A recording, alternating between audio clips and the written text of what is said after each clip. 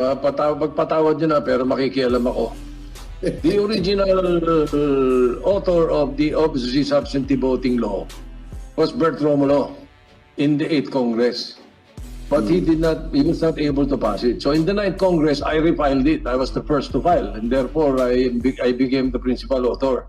Ang isa sa mga problema namin, kaya namin hindi maipilit yung sinasabi ni Senator Drilon. Palagay mo ako yung nakatira sa Glendale, California. Ang gusto ko iboto yung district sa Sultan Kudarat. Anong balota pakakarating sa akin? Di ba? Yung ganung problema eh. Unlike kung national lang, kahit saan ka sa Amerika, kahit saan ka sa Middle East, kahit saan ka sa hindi problema, hindi sasakit ang ulo ng COMELEC ipadala yung mga balota. Hindi nila alam kanino ka boboto eh. Hindi nila alam kung saan ka lugar na doon sa abroad eh. So that's the difficulty that we encountered then. And I distinctly remember Senator Drilon joined us during the hearings in New York, in California. The sponsor was Senator Ed Angara. Kaya yun ang isa sa mga difficulties na nakita namin noon. But if we can come up with some way to be able to do that, then perhaps pwede. But at the moment, I cannot see the possibility. Yun ang mahirap isolve eh. To 1 or 2 points only. I have only 2 questions for COMELEC. Alam mo naman, COMELEC is one of my favorite agencies. Totoong favorite. Certainly, Your Honor, Mr. President. Alright. Actually, na-energize naman po ako sa mga interpellation. Salamat po, salamat. Marami tayong kaibigan dyan sa COMELEC. Kabisado ng COMELEC ito eh. Pag ako'y bumibisita rin, napapag-usapan namin yan eh. We have a popular saying regarding Philippine elections eh. Walang natatalo. Nadadaya lang. Just when I thought that this is only happening in the Philippines, I was surprised to come across an interview of Mr. Lou Dobbs of Fox News with the former mayor of New York, and is now the cybersecurity advisor of the President of the United States, Mayor Rudy Giuliani, regarding the recently conducted U.S. election. So if you will bear with me just about a minute or 2 of the interview, please. Can we play it?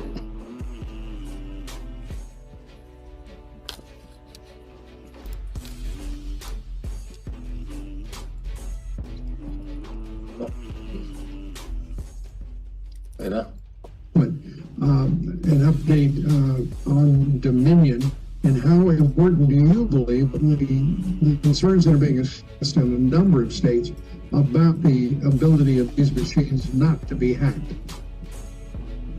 Well, first of all, the machines can be hacked. There's no question about that. The machines can be hacked, but it's false in that.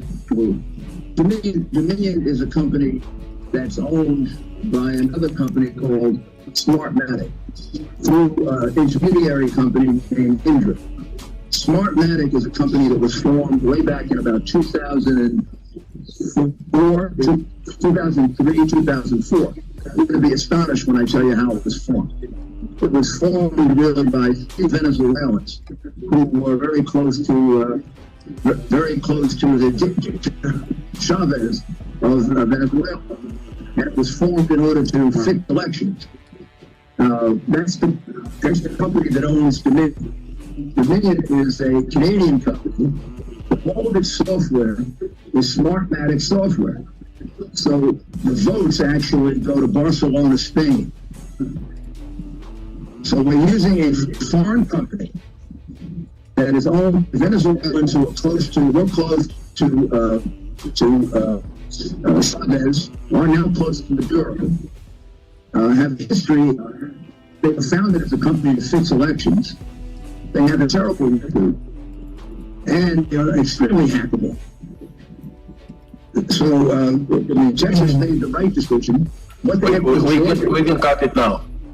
We can cut it. We can stop that now, because the rest of the interview is he's explaining how the Smartmatic Dominion hacked or cheated or committed fraud in 2 or 3 states in the last elections. That is their claim. Now, after hearing the allegations, I find it so familiar with what I brought up here a couple of years ago. You know, similar to our allegations of the way Smartmatic ran the 2016 elections. So may we get the reaction of COMELEC? And by the way, I'm glad about this particular issue that came about, because that means tama yung suspecha namin nung araw na yung Smartmatic ang problema, hindi COMELEC. Hindi ba? So may we get the reaction of COMELEC? Yes, Your Honor, Mr. President. Pero before COMELEC's answer, Mr. President, Your Honor, ewan ko po sa iba, pero this representation, natalo po talaga ako 2 beses bago nakapagtrabaho dito kasama ninyo, Your Honor, Mr. President.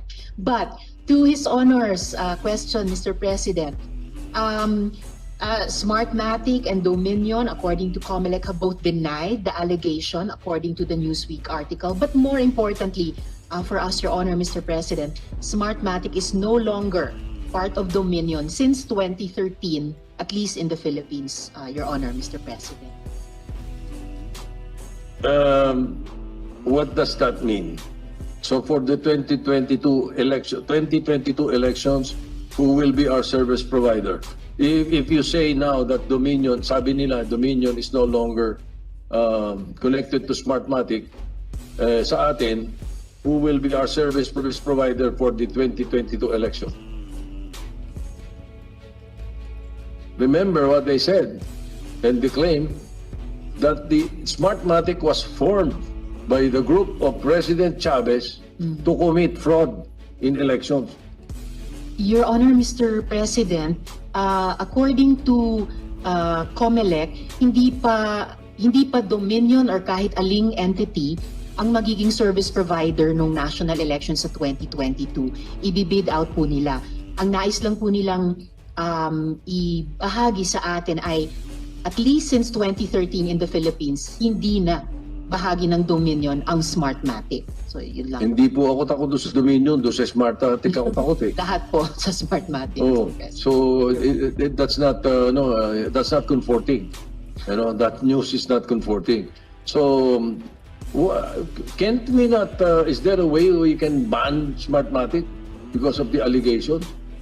E di iwasan nyo na yun. Huwag nyo na kayo magpabid ng Smartmatic pagka gano'n. Eh grabe ang allegation dyan, worldwide eh. Mr. President, Your Honor, sabi po ng COMELEC, sa ngayon, wala pang legal basis i-ban ang Smartmatic per se dahil public bidding siya. However, COMELEC bilang isang constitutional body, hindi naman siya impervious sa public opinion or yung analysis ng mga previous experiences with one entity or another. So palagay ko naman po ng representation ito, Your Honor, Mr. President, ay titimbangin din naman nila if ever mag-participate pa rin ulit ang Smartmatic sa isang public bidding na idadaos po ng COMELEC. Kailan natin malalaman? When will that be? Are they waiting for the law that will provide for a hybrid elections, or they are preparing for a fully automated elections again?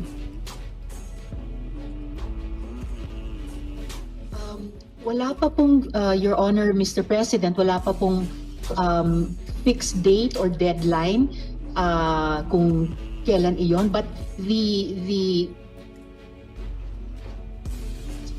Your Honor, apologize. The terms of reference are formulated and at the proper time will go out to all parties for the public bidding, Your Honor. Anyway, Senator Imee Marcos is listening. She is the chair of the Committee on Electoral Reforms in the Senate. Now, I hope her committee looks into the criteria when the bidding for the elections is done by COMELEC, because the criteria apparently in the last so many elections, Smartmatic lang nakakapasa. I think the committee should look into the criteria kung para makapasok yung iba. Your Honor, Mr. President,